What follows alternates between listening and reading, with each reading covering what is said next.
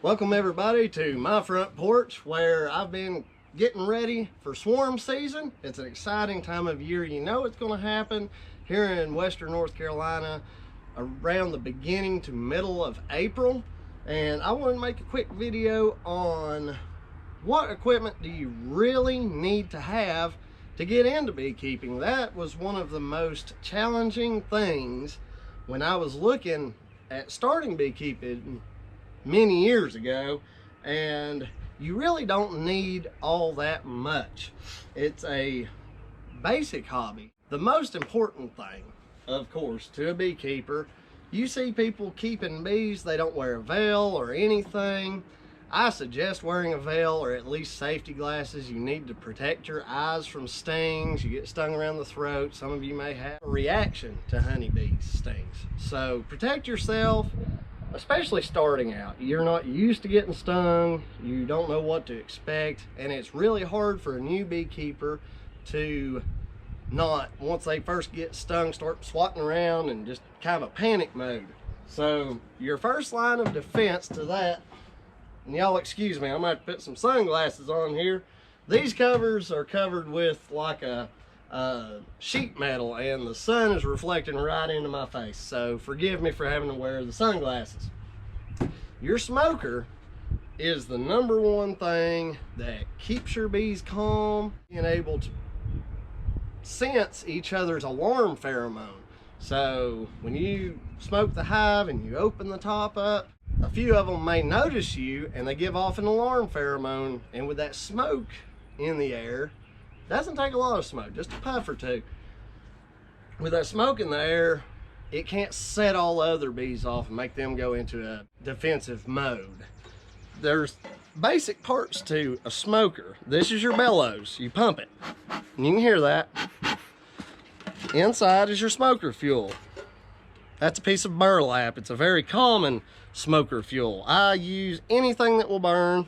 They make like a cottony type of smoker fuel. If you live near the woods, which many of us do, pine needles work great. They do burn fast, so you gotta have a pretty good pile of it next to your colonies, and it will cause tar to, you know, pine sap turns to tar when it gets hot, and it'll glue this sucker shut a little bit. So if you do use pine needles, I recommend using some pine needles mixed with leaves, and that kind of dilutes that tar out. We'll go over how to light a smoker and really how to use it in the future. This video is mostly about the tools you're going to need. So smoker is #1. #2, do you go with a veil or do you go with a full body suit? Most people starting in beekeeping are more nervous. I think the biggest benefit of a bee suit is that they are white, and the bees tend to be more agitated toward dark colors, like dark pants or dark hair, a lot of facial hair. You know, their biggest enemy was the honey badger and bear. They like to break in to the colonies, and they're actually after the larva, not the honey, contrary to what you see on Winnie the Pooh. So do you go with a veil, which is this? The most common protection is for your head and your neck, or do you go with a full body suit? The full body suit for the beginner is good because it gives you confidence. You feel safer in there. You feel closed in, and when you're calm, the bees will be calm. As long as your movements are calm, the bees will be calm. You will find very quickly that that full body suit is hot. It will sweat you absolutely to death. Also, gloves. You see them advertised, Date Ant, Man Lake. They've got really light goatskin gloves or really thick cowhide gloves. I receive more stings to the hands wearing gloves than when I'm barehanded, because bees don't really want to sting you. What I found was that I could not feel the bees when they were crawling on my palms wearing gloves. I found that I would get stung in the bend of my finger, which that's a bummer. That hurts. I got stung in the bend of my finger only because I couldn't feel that bee, and I would close my hand or be working and squeeze her. Well, if somebody's crushing you to death, you're going to bite them, or whatever you can do. So, well, you can wear gloves, you can wear latex gloves, those help. But if you are wearing gloves, you got to not close your hands all the way together, or you're going to get stung, and you're going to get stung quite a few times. So that's my feelings on gloves. I don't wear them. As far as the question I was talking about, veil or suit, this is the best veil. I have owned many of these, and this one has a good round cap that keeps this veil material away from your face. Let me just slide this on. You can wear them with sunglasses, just super duper handy. And the best thing about this veil is it's got these arm straps that holds it down. You just put it right on your head. It's got a chin strap that you can tighten if you want to. Okay, now one thing you bear in mind is if you lean forward, this thing will pull up in the back. So you've got to be kind of mindful of how your veil is. But the veil is definitely the way to go. It's nice and cool. I have been stung through a bee suit, wearing pants, a shirt like this, with a suit on. They can still sting through it. It will probably, if you get into a hot hive or an angry hive, it will protect you a little bit, but not enough to justify sweating yourself to death. So I would go with a veil. Again, if you feel less protected, you're going to be a lot slower. You're going to be more calm with your bees. You're not going to be as rough with your girls, and you're going to get stung less, and it's going to cost less of the lives of your girls. When they sting you, the stinger comes out and they die. We don't want that. We want to take care of our honeybees. So that answers that question. I would just go with the veil. Next thing is your hive tool.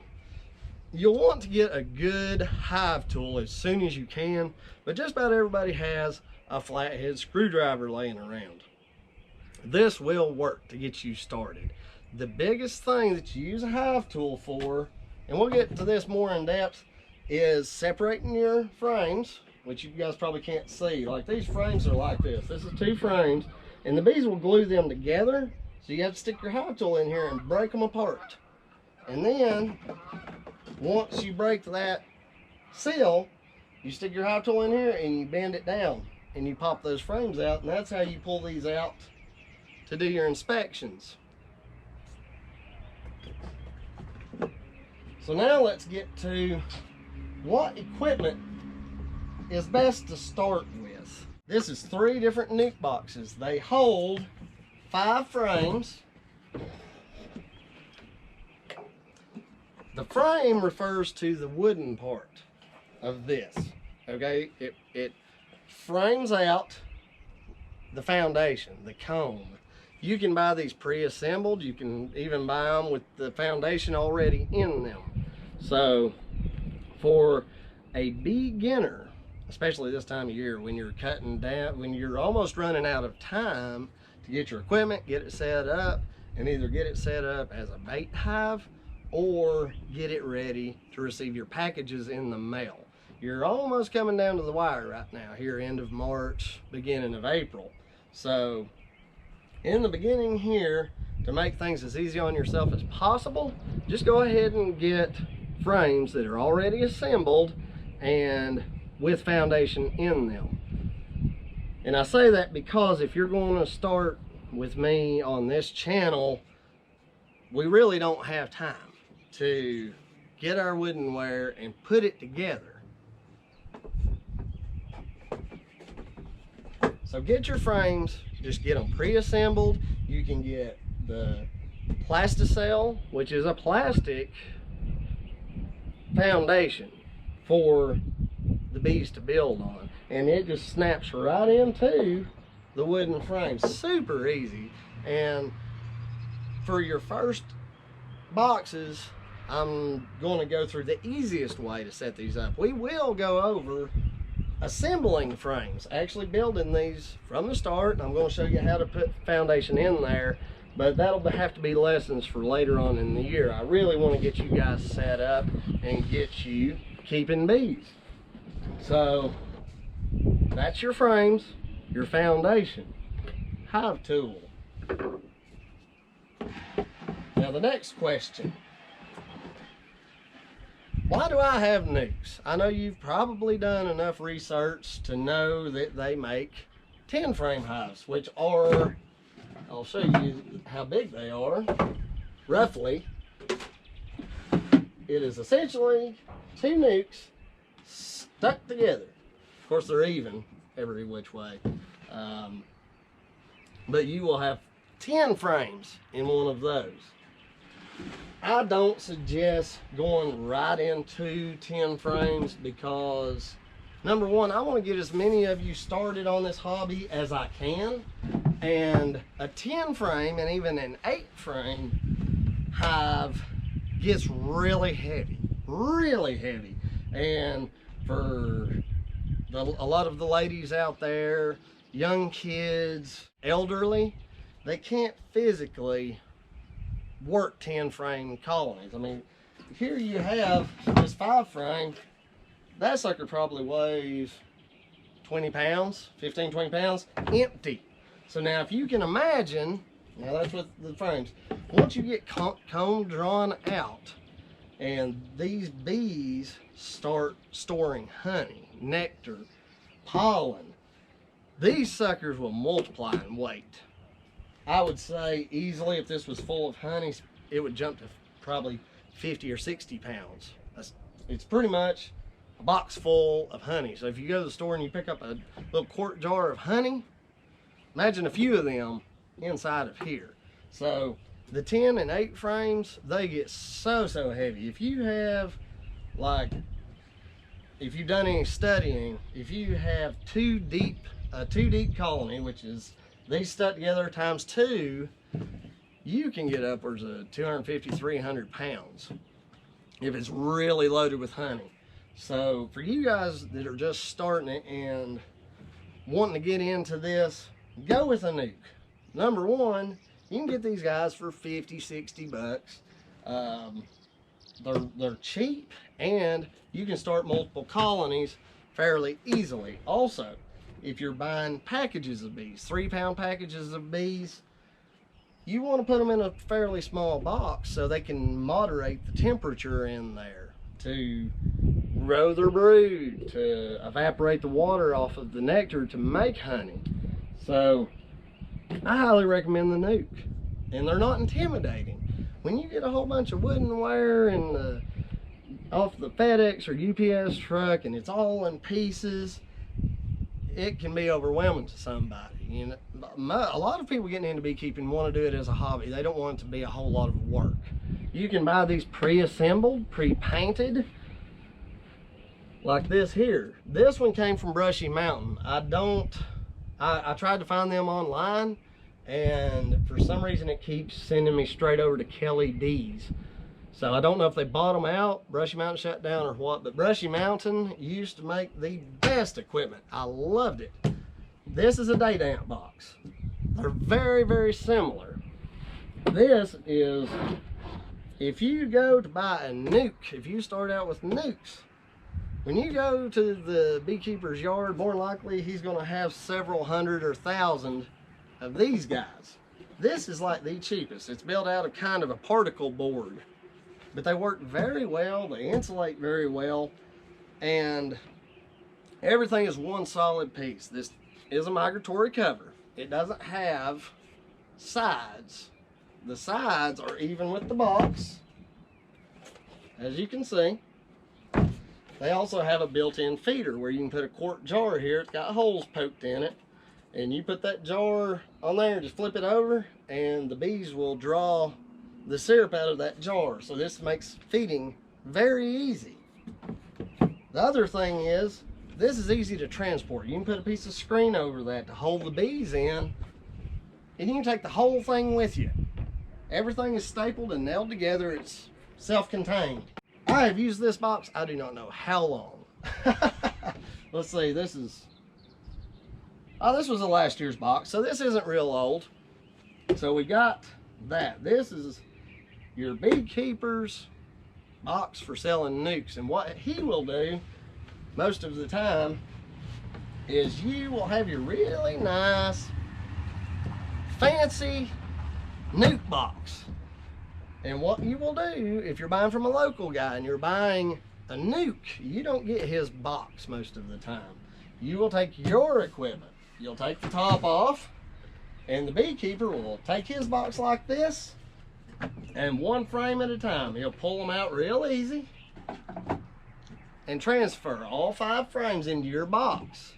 Once all 5 frames are moved over, and I hate this, I hate it when people do this, but sometimes it's a necessary evil. If you don't have your queen trapped, they'll take this sucker over, flip him upside down, and dump your bees into there. What a way to be welcomed home, huh? So, that is how you would buy it in a nuke. These two right here are pretty much the same, just cheaper construction. This one has the sheet metal covering the migratory top. Same tops, built differently. Or different materials. So, that brings us to another decision you get to make. Like, this is what I would own, the guy that's selling you the bees. For you, the hobby beekeeper, you have a couple of choices. Now let's go over the parts of a nucleus box.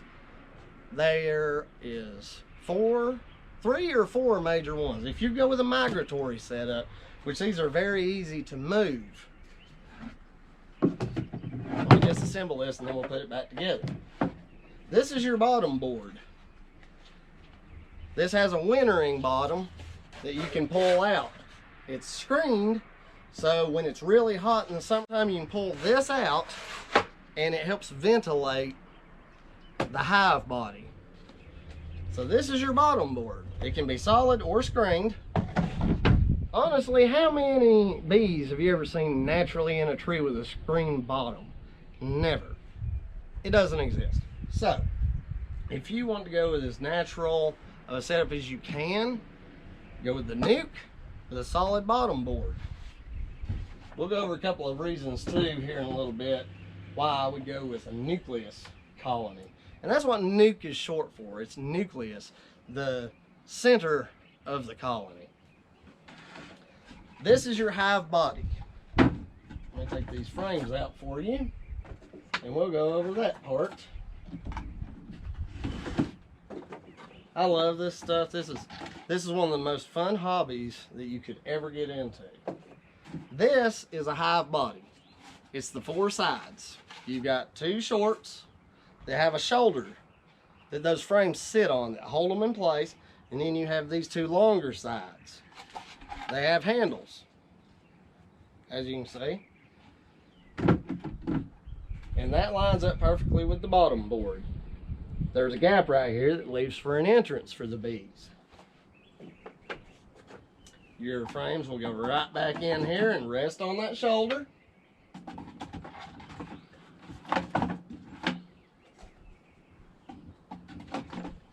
And then your migratory cover can go right back on, just like that.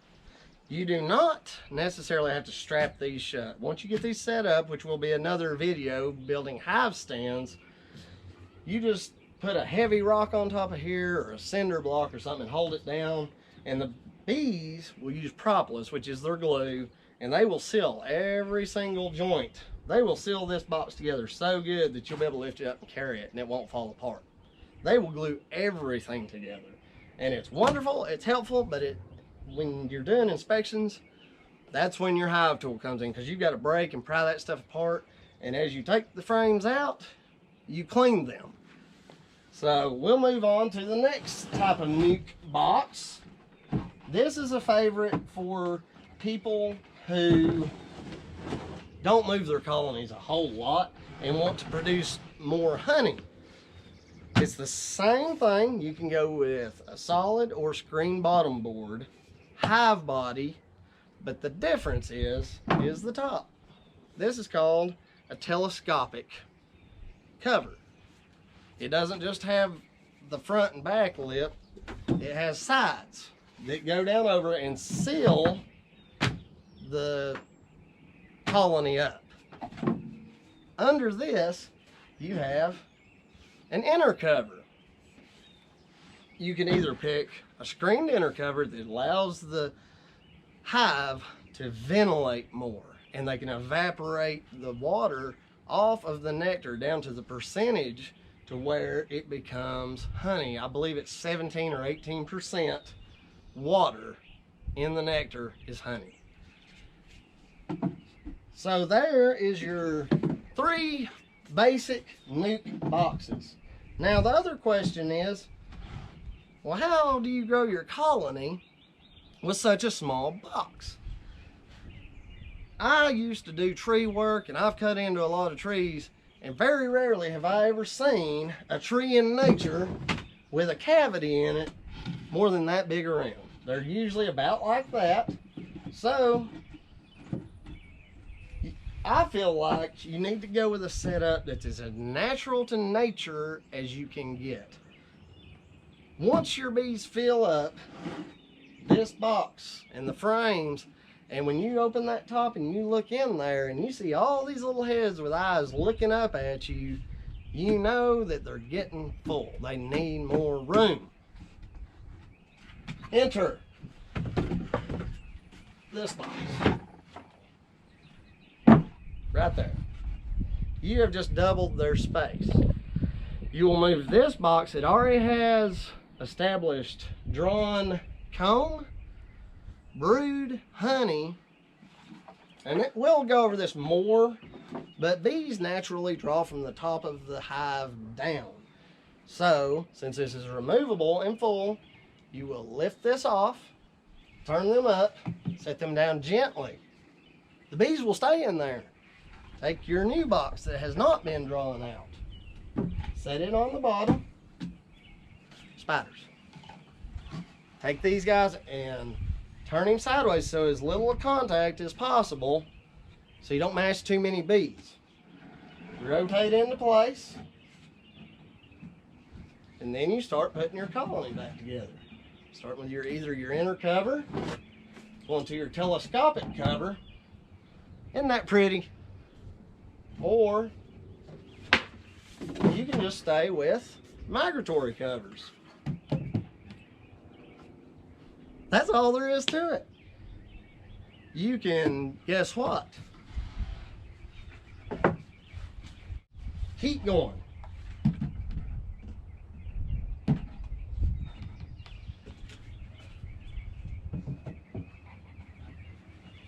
I have had these 5 high. I need to double check this one. It's not, oh, I got a staple there, that's why. Got a couple of staples in my way. Even with a gap like that, those bees will seal that up. Absolutely will seal it up. If it's much of a gap, you can put a piece of tape on it and they'll seal it up on the inside. I've had these things go 5 high. And once that sucker is full, what we'll get into later on is making splits and growing your apiary. And we will take this, one colony here, and guess what we're going to do? This is how you expand your apiary. Your queen's in here, take her away, one colony. Divide these, divide your brood up.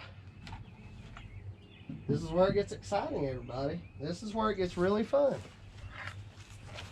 You've grown one big colony, and then in a matter, I can make a split like this in about 30 minutes. I can go from one big colony to 3, and then I can order more boxes, grow our colonies, and grow your apiary. Your apiary is, in a word or a couple of words, a grouping of beehives in one location.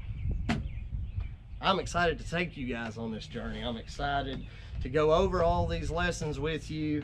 I'm gonna go step by step. So go online. I would recommend Dadant. I've done a lot of research here lately on prices, quality of construction, and for the price of what you're going to pay, Dadant is the way to go. I think you'll be very happy with their wooden ware. If you decide to get unassembled colonies, or not colonies, but unassembled hive components, they're not hard to put together, and you can find tons and tons of videos online that will teach you step by step on how to do those. There's plenty of those videos. It's things that I know specifically that I want to share with you, things that will help you along. So go online, go to YouTube like you are now, and watch videos on how to put these things together. If you want to go to Dadant, order boxes that are completely assembled and painted. All you gotta do is take them out of the cardboard box, set them up on your hive stands, and put a swarm lure in there, which is going to be our next video. I'm going to show you how to make your own swarm lure. You don't need to buy that expensive stuff off of the beekeeping supply places. You can make it yourself, and it works. I promise you it works. I have made my own swarm lures and had great success. I've used the little plastic swarm lures that from I cannot remember which supplier, but I bought them and they had the same smell, but I didn't catch a single swarm with them. May have just been bad luck, then again, it may be Mother Nature telling us something. So if you like this video, slam the subscribe button. Come and join me on the next video where I'm going to be showing you how to make your own swarm lure and set up a bait hive. Thanks for watching, guys. I look forward to having you guys come along on this journey with me. Let's go catch some honeybees. Have a great day.